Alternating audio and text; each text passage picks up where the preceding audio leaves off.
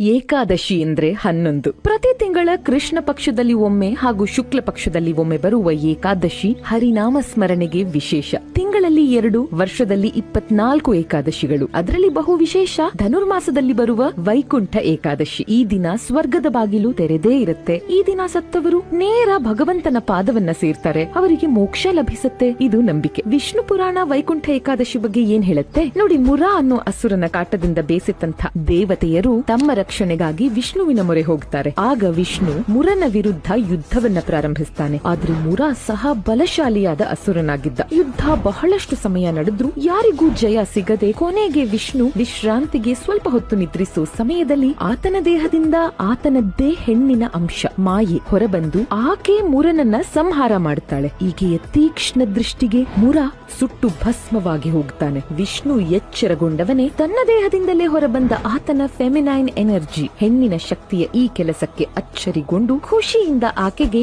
ಏಕಾದಶಿ ಎನ್ನೋ ಹೆಸರನ್ನಿಟ್ಟು ಆಕೆಗೆ ಏನ್ ಬೇಕೋ ಆ ವರವನ್ನ ಕೇಳಲು ಸೂಚಿಸ್ತಾನೆ. ನಾನು ಮುರನನ್ನ ಸಂಹಾರ ಮಾಡಿದಂಥ ಈ ದಿನ ನಿನ್ನನ್ನ ಆರಾಧಿಸೋ ಅಷ್ಟೂ ಭಕ್ತರಿಗೆ ವೈಕುಂಠದ ದ್ವಾರ ತೆರೆದೇ ಇದ್ದು ಅವರ ಪಾಪಕರ್ಮಗಳೆಲ್ಲಾ ತೀರಿ ಅವರಿಗೆ ಮೋಕ್ಷ ಲಭಿಸಲಿ ಅಂತ ಕೇಳ್ಕೊತಾಳೆ. ಹಾಗೂ ಅಂದಿನಿಂದ ಏಕಾದಶಿಯ ಕೋರಿಕೆಯಂತೆ ವೈಕುಂಠ ದ್ವಾರ ಸರ್ವರಿಗೂ ತೆರೆದಿರೋ ಈ ದಿನ ವೈಕುಂಠ ಏಕಾದಶಿ ಆಯ್ತು.